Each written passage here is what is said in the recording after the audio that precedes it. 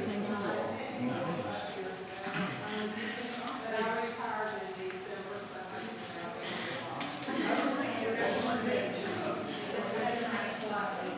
We've got that allowed a lot of things to happen. And there's stuff down over here, and we want to make sure everybody makes it on our business plan. And we want to make you feel welcome. You can have an event, you can have it. Fuck on. Could you get the microphone? Yeah, it's right there. Thank God. Please. And there is Humphrey, Mark Humphrey. Come in.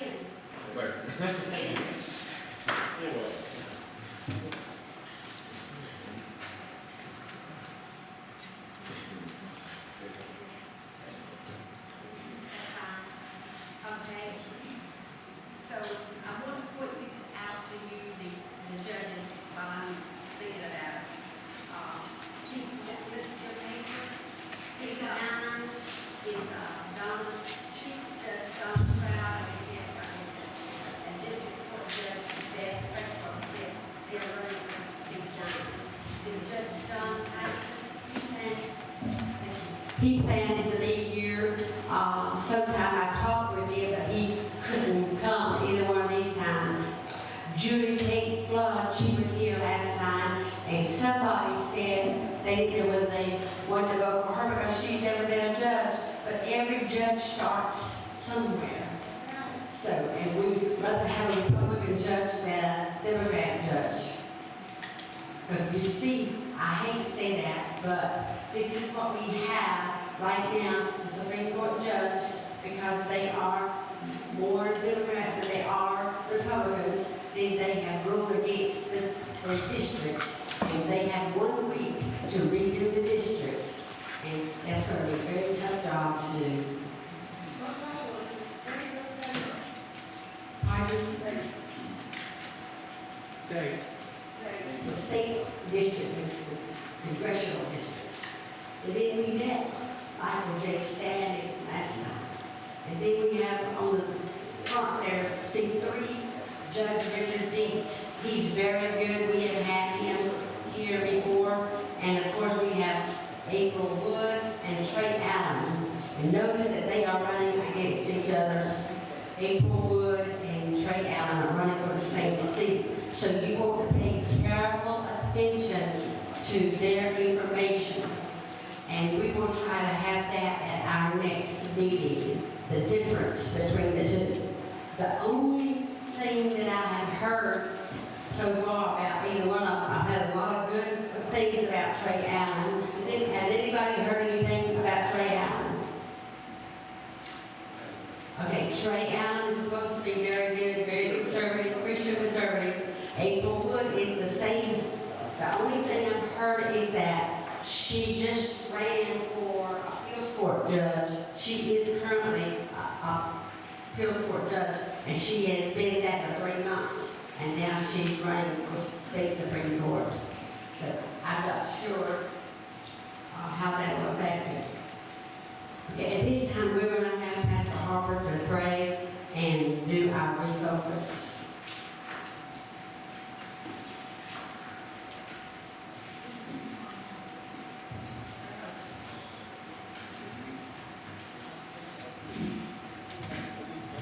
I want you to look around at who is at your table or the other tables. If you know somebody or if you want to meet somebody, be sure to do that tonight. And when you talk to that person, tell them you're glad to be their friend. We're missing somebody tonight.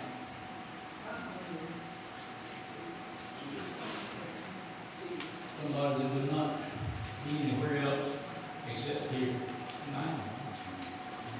Steve Harry. Steve Harry went to meet with the Lord, and we already missed it. I kind of stay behind the scenes because my wife is so busy doing things I don't want to run over. But at the same time, I keep an eye on who helps her. All she ever had to do was call Steve and invite him, before he hung up, he was already obligated himself. She called one time and said, Steve, I'm loading up a bus to go to, this is before January 6th, by the way. Loading up a bus to go to Washington. He said, well, I'll give you $1,000 for the bus. And she said, do what? Steve's that kind of a person. Those judges that were here, he just called her, she called him, and he said, I hope to be there, but put me down for $50. I'll help. We're going to miss Steve, not only just for the money, but for the friendship. He was always involved. And I'd like to take time tonight. I've got 3 or 4 minutes, and already 3 of them are already gone. But just tell somebody else how much you thought of Steve, how special he was. And as I was thinking about what to say tonight, I remember what we covered in our Bible study on Sunday night, one of the minor prophets, Hosea. If you've never read the book of Hosea, you might not know this, because God tells Hosea to do something that only anybody else he's told to do that. This is a Christian book. It's a Judeo-Christian book. And, of course, Hosea knew the commandments. So God tells Hosea to go down to the dark side of that city and find a woman of disrepute or ill repute. And he tells him to marry her. One of the things I thought about when I read through the Judges and also the prophets, I call myself a prophet because I foretell what God has already said in His Word. I don't read TV, I don't guess at the future. But I read the Word of God, and God lays it on my heart to share that with somebody. So I thought about this. Hosea is sent to Israel and to Judah. And as he has made this reputation now, marrying this woman and having children by her, God is using that. God works in mysterious ways. You know that? He's not always following accordingly like we use or a friend.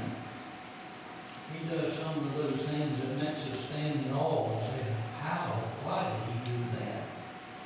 But God is trying to impress upon the people how wicked they are and that He has given up on them. Don't ever say again, God never gives up on anybody.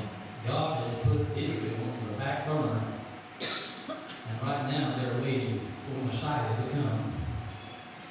And when Jesus, I believe, raptures the church will be gone.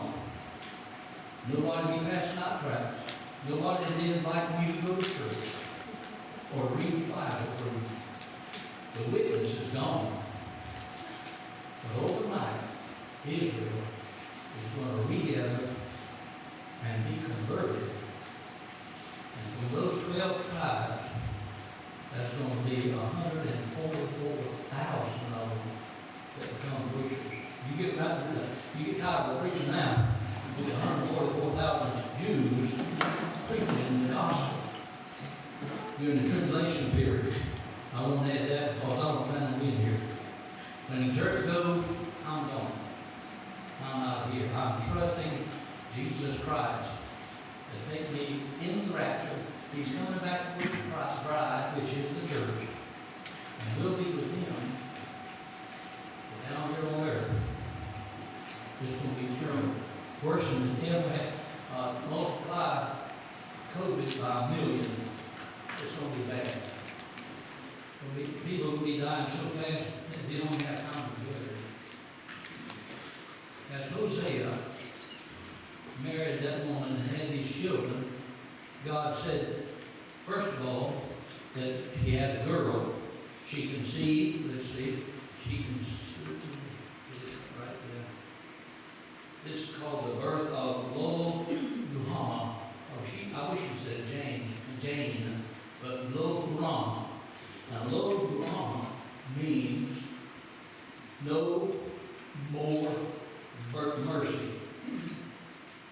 no more mercy. Two things I've preached all my life since I've been a Christian. That is grace and mercy. One of my boys came up to me after church and said, why do you always bring in mercy and grace? I said, because I'm saved by the grace of God, and it's His mercy that keeps me alive. I'm thankful for that. That was a time that God, who called Israel into existence, said, no more mercy. I'm tired. You've gone into idolatry. You don't even recognize me anymore. You've done away with the scriptures. You've done away with the prophets. No more mercy. Later on, the little boy was born, and they named him Lo-Ami, which means, call his name Lo-Ami, for ye are not my people. God disowns Israel because of that idolatry. Now listen, let me tell you something. If He disowned Israel, His own people, and called them, no more will you see my mercy, He owes nothing to America. I rarely agree with some of the things that are said by some of our leaders, but a past leader said that America is not a Christian nation. And I got really upset with him over that. But he was right. He was right. We are no more Christian. You might talk and go very far where you see all sorts of different religions. We're eating up with religion and have nothing to do with Christ. Let me tell you to pray for America. I was in the Navy, that's the U.S. Navy, and I went to many different countries. And everywhere we went, I had just become a Christian.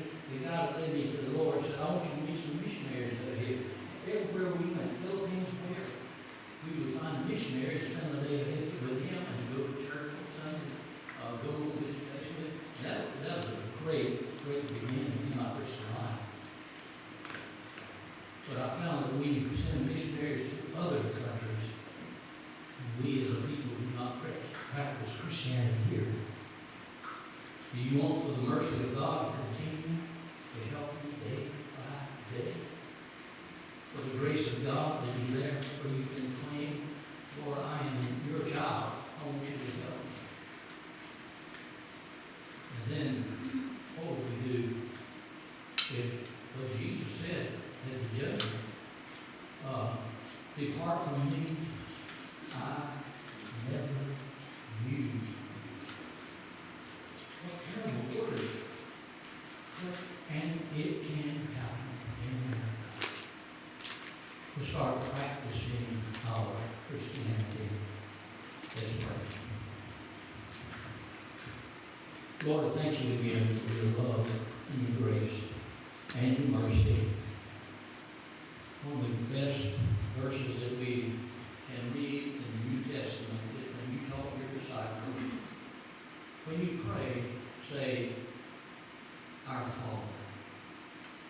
Up to that time, nobody had ever called God Father. And Jesus said, that's the gate to open, because you're part of the family as a Christian. And God wants to take care of you, loves you, train you, and walk with you day by day. Oh, what a glorious Savior we have. We have to lift your name tonight to glorify you, because you're good to America. Lord, we've had it so good so long. But help us to learn to be faithful to you. Help us to work for you, to pray with you, to pray to you, have you walk with us day by day. We pray for America, for the leadership. These are foreign words in Washington, D.C. Many of the governor's mansions never have prayer. I pray that you would bless America, but help us to love you and come clean, to confess. And like one of the prophets said, I am clean, and I have my house in order,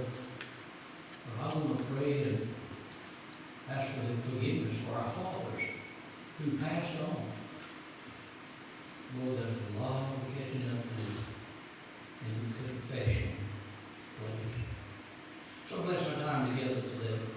Thank you again for each one who's come, challenge our hearts to live for you and serve you. In Jesus' name, amen. I'm here as a member of Liberty Work. I'm also here representing Judy Whitfield, Republican candidate for Wayne County Clerk Court. Okay, right, Judy Whitfield, Sheila Ray Goodwin. Hi, Don. How are you? This is Donna Stroud, Judge Donna Stroud, you know that? Do you know, have you seen Beth or talked to her?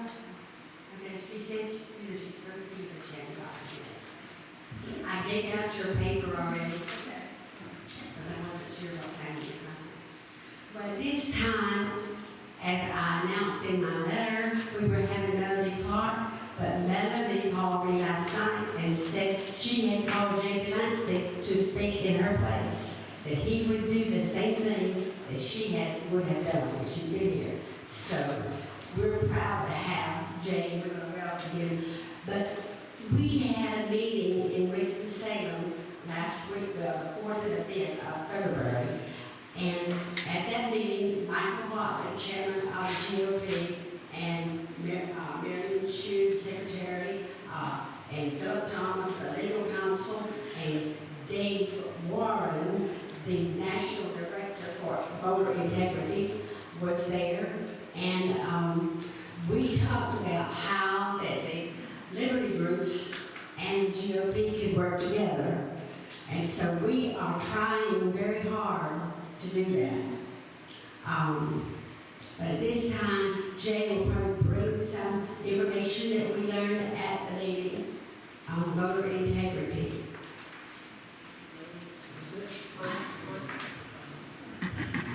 Thank you.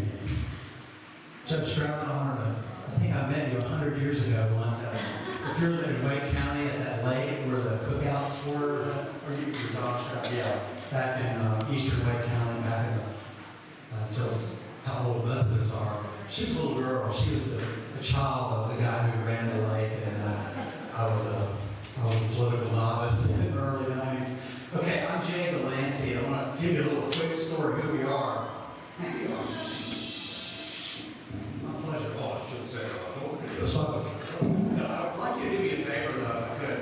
I hate to be a pain in the neck on this, but I would like to ask, how many of you supported voter ID? Okay, Gerald, okay, I have a favor to ask of you if you supported voter ID, not to lay guilt trip on you, but I'd like you, I noticed that Linda did not check your ID when you came in here. So I'd like you to pull your ID out. I want to get a picture of all y'all smiling, holding up an ID. Now, if you don't have an ID and you're shaking your head, just get a credit card from your neighbor, use a fake ID. You can probably vote for it. You want mine?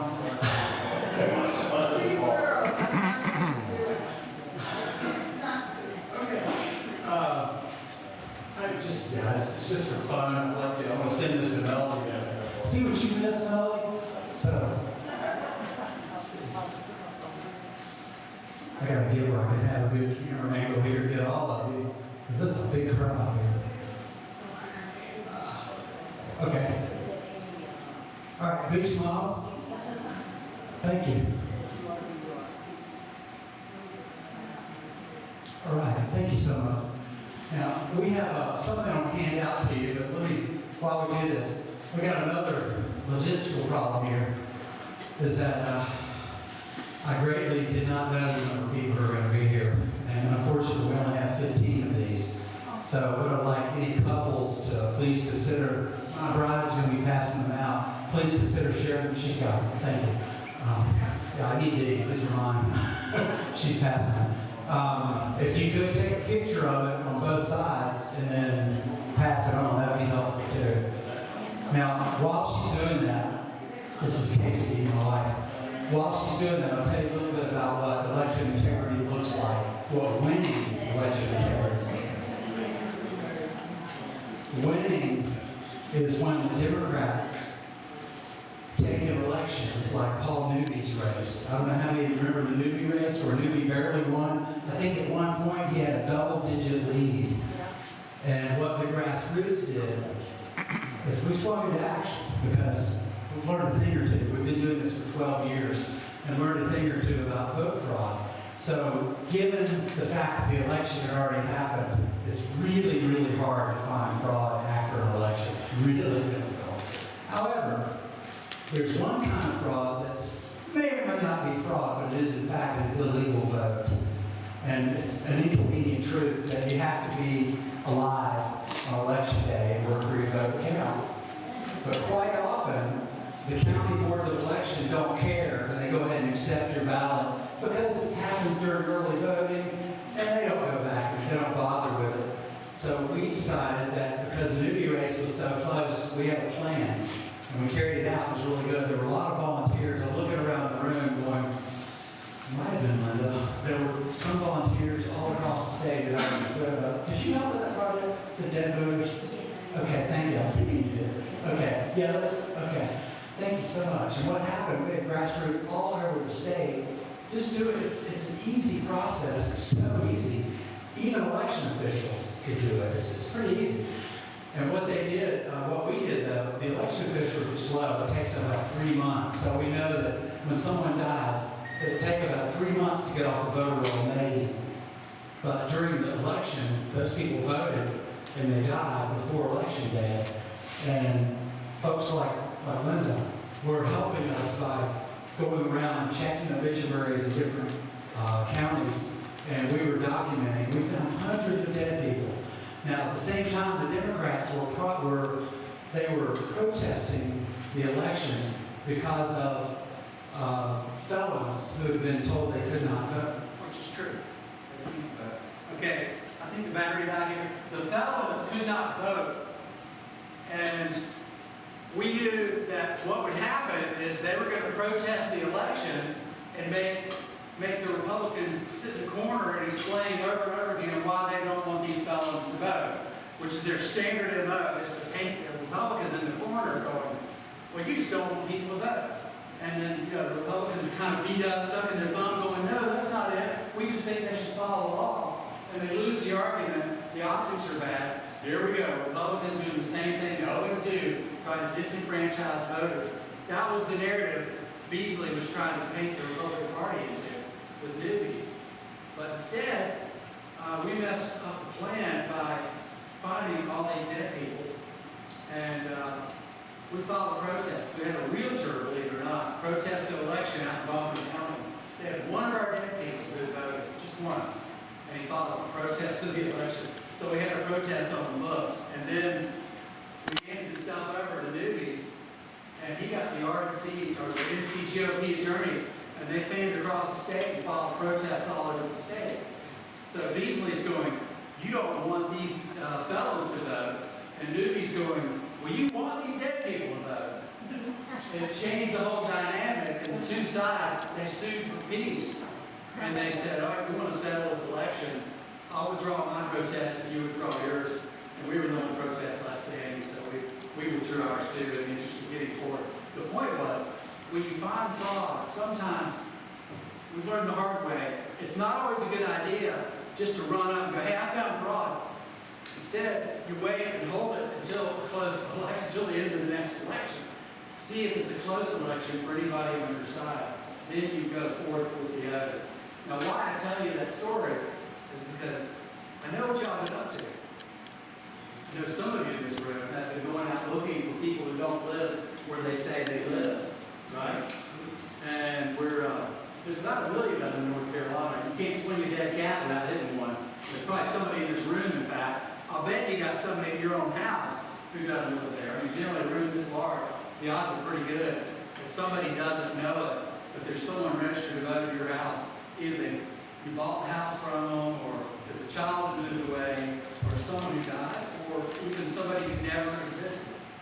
We had 2 of them right here in Goldsboro. You serious? Oh boy. You like that better? We had 2 people right here in Goldsboro. Jewel Sauls, anybody know her? Jewel, at her house, she had 2 people registered to vote. They came in and registered to vote, and she knew who they were. And we just saw her postcard. She put it on Facebook. So it was the voter registration card she got after the election. I must be drawing power out of this. It doesn't work. You're not in your own vote. We do pretty good. Don't worry.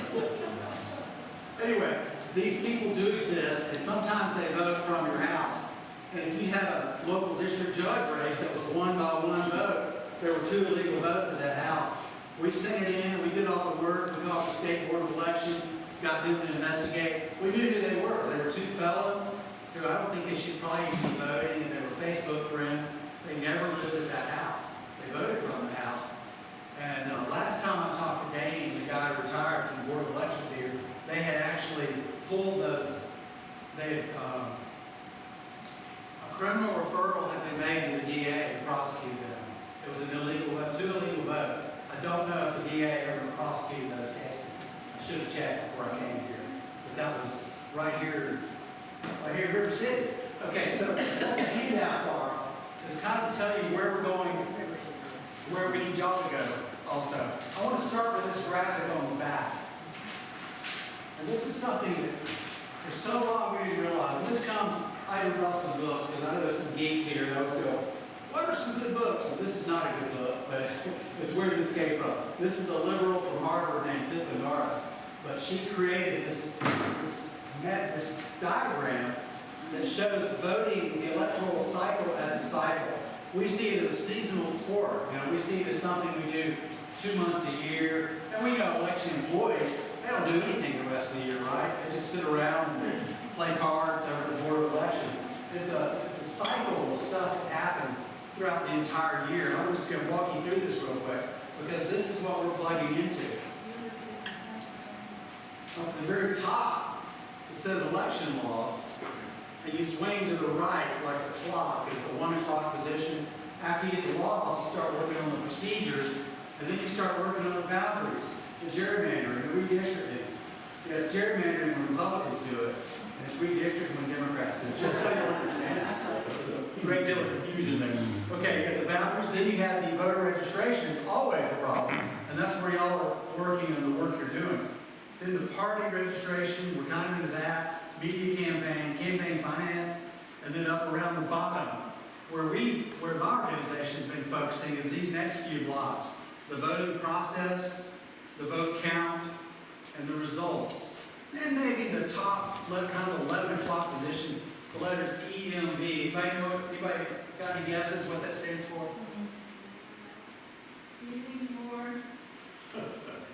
Baby. I like that one better. It's electoral management board. That's close to a lot of board. So anyway, the boards, typically good Republicans think we just go to work for our candidate and go home and don't worry about it. And in 2000, I started getting a churn watching the Bush-Gore, realizing those are people. It's not the government conducting an honest election. It's people with jobs in government controlling the outcome of the election. And you saw what happened in Florida, and I think this, in November 2020, we saw it writ large in multiple states of what happens when people get in there with an agenda. So we, thankfully, some good people, that's where I say, turn this over now. Some good people have seen this problem. We've been working with them for a couple of years, but we didn't even know about this initiative until a few months ago. We worked with J. Christian Adams and Cleta Mitchell. And Cleta, she was Trump's attorney in Georgia. She lost her job in D.C. because of doing that, for representing Trump down there, because part of the cancel culture was to starve Trump of any lawyers who could defend him. So she built all the evidence, built her case, and they promptly never heard the case. They just never even took it up. And that's, when you hear the narrative, oh, they dismissed all Trump's charges. No, they didn't. The most effective ones they never even heard. So what do we do moving forward? We're in North Carolina. Things went fairly well here. It wasn't to say it was squeaky clean as Third time the charm. It wasn't as squeaky clean as everybody would like you to think. After all, Judge Stroud, did you get elected in 2020? No, it was, no, 14. Okay, wow, okay. So I was going to say, if you got elected in 2020, I'd say, well, the system's perfect, see, because it elected you. And the people who got elected, the system's perfect. There's nothing wrong with it. So that's kind of a challenge. And it's really our fault because too many of us didn't realize this is a a year-long activity. It's not a seasonal sport. And really, to use a more appropriate term on the other page, I said more election integrity, more than a seasonal hobby. It is a civil rights reform movement.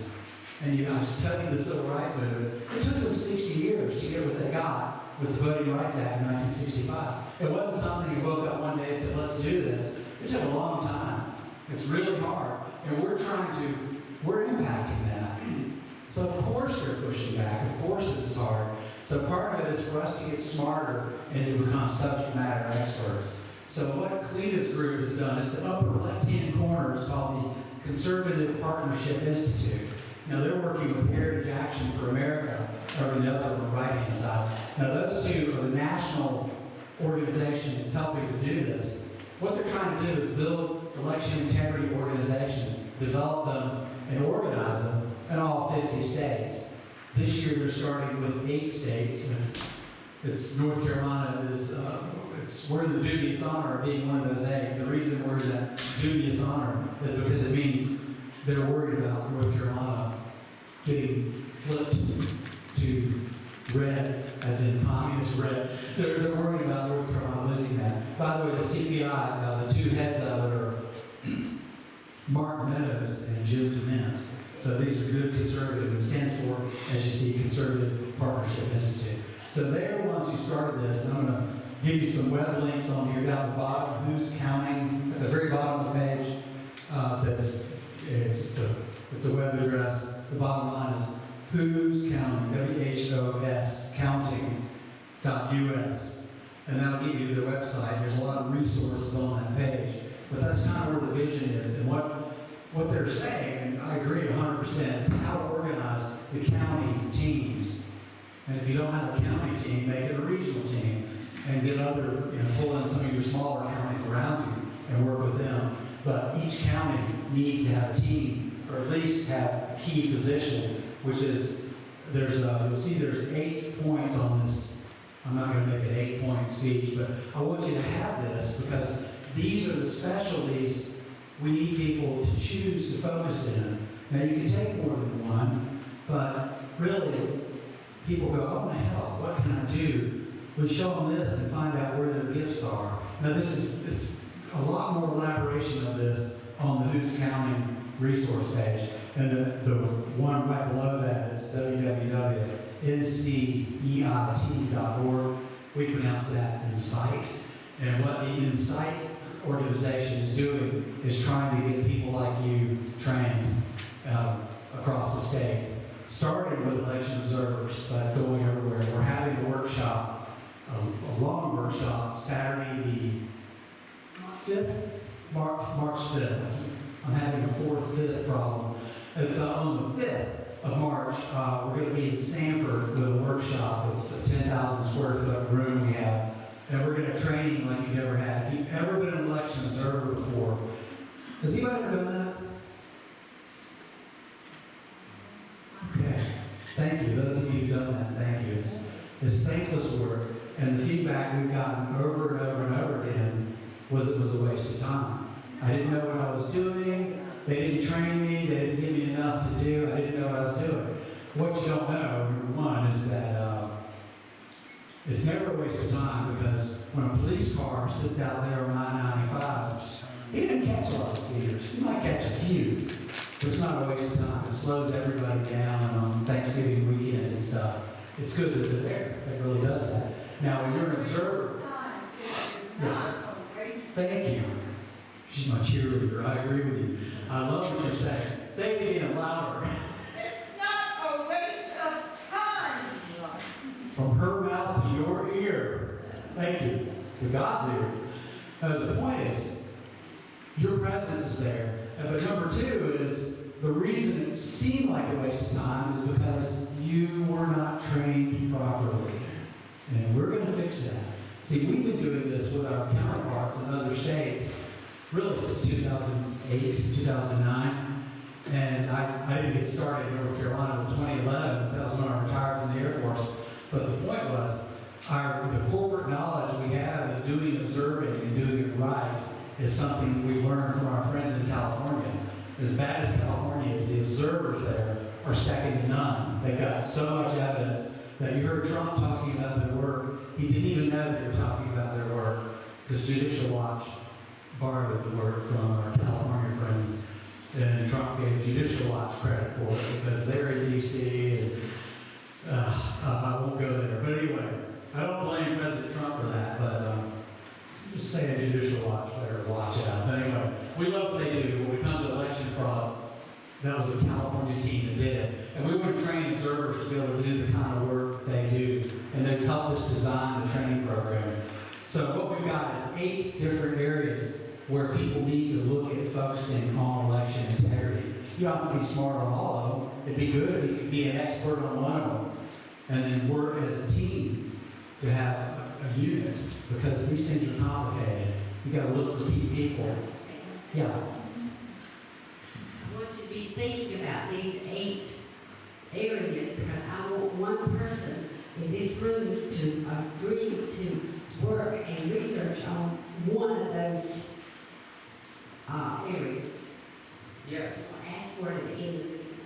We're going to do an altar call. We're going to get 8 people to go up here. I'm kidding. I'm sorry.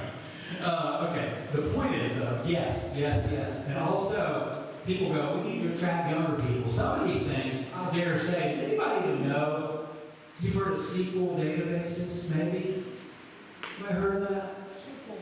SQL databases.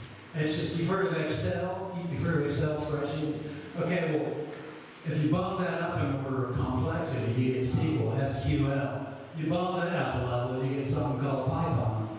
And you don't know those things. I just heard about Python from some young programmer, and I said, tell me more.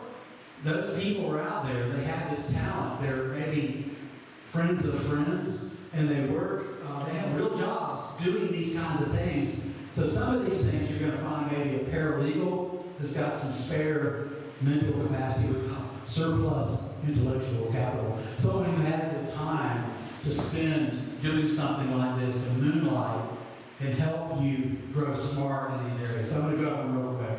The top one is kind of leader of the pack. It's your local, and there's a term there, CBE, that stands for County Board of Elections.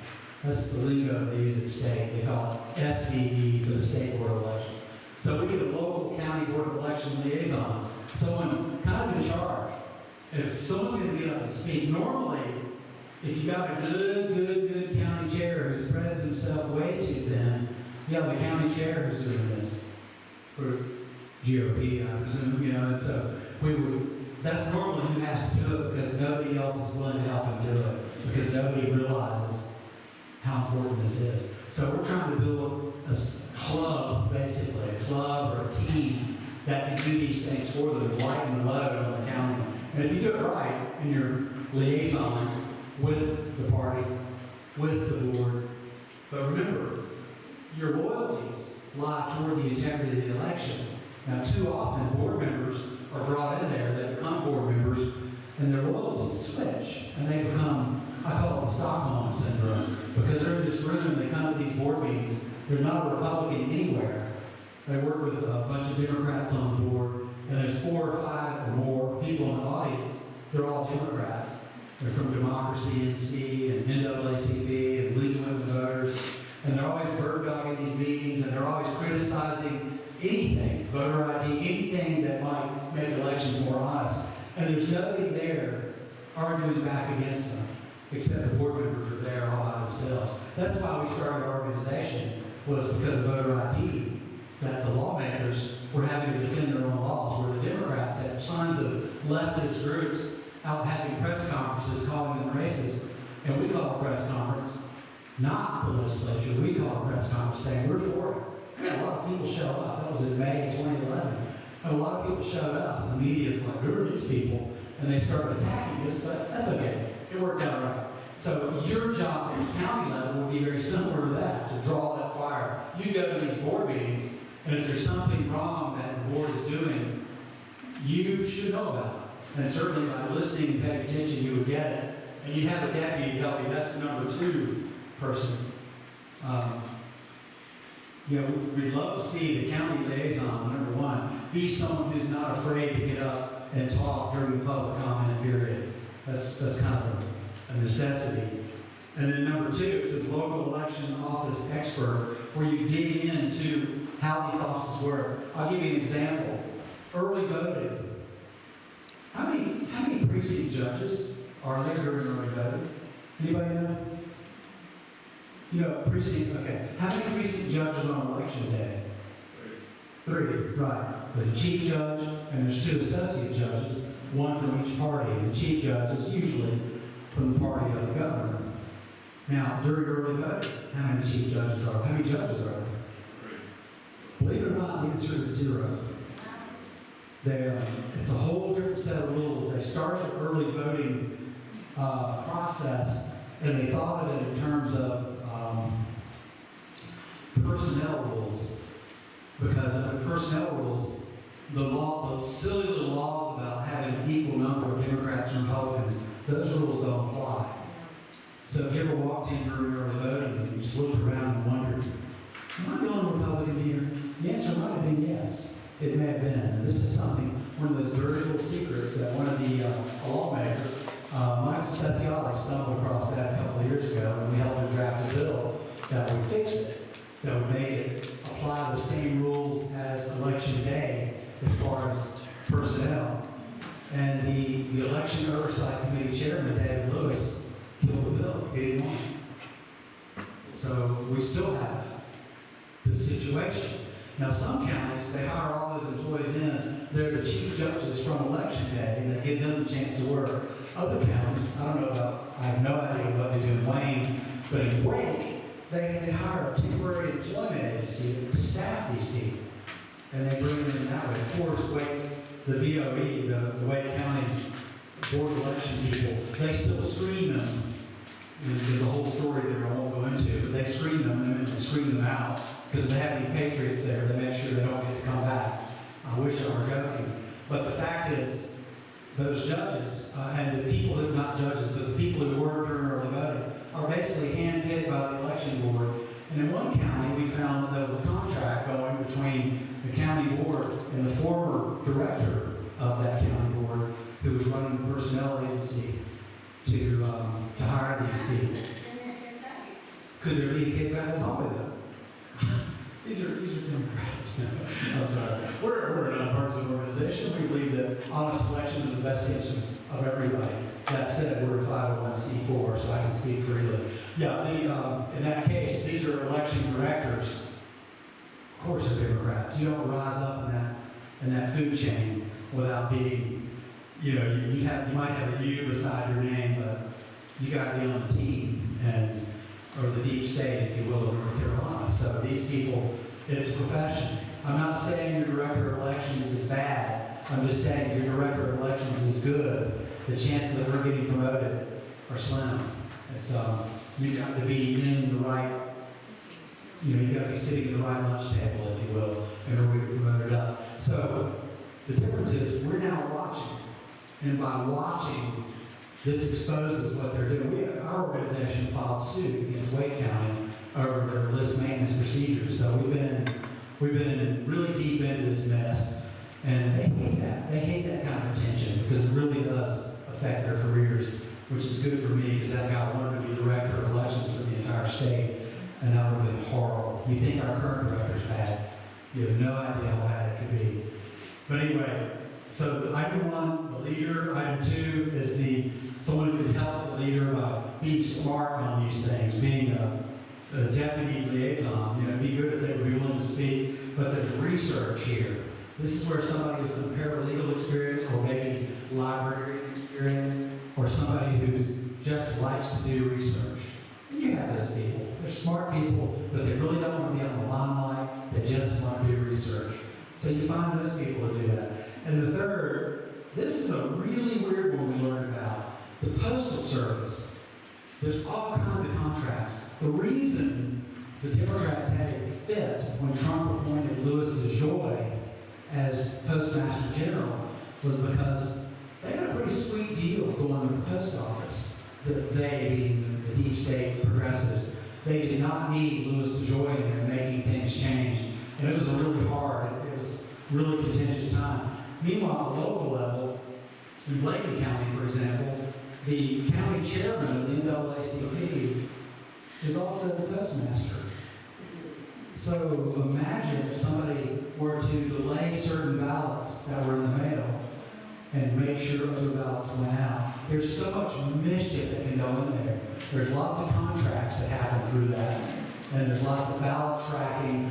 This is something that right person with maybe an auditor's mindset would like to do. That would be, this is something to dig into. You go in there, you take tours, you just, you're not calling them and accusing them of anything, but you're meeting with them and you're taking that citizen inspection. I'm concerned about how my votes are handled when I mail an absentee ballot, to really put them on notice that you're watching. But you'd be surprised. I think it was Woody Allen who said, it might have been Yogi Berra, 95% success is just showing up. No, that was Woody Allen. Yogi Berra said, you learn a lot by watching. You learn a lot by watching people. He observed. You can observe these things and learn a lot. I don't know what you're going to learn. This is where you're going to tell us, because it's really, to be a postal, that's item 3, knee deep in the vote by mail and absentee voting.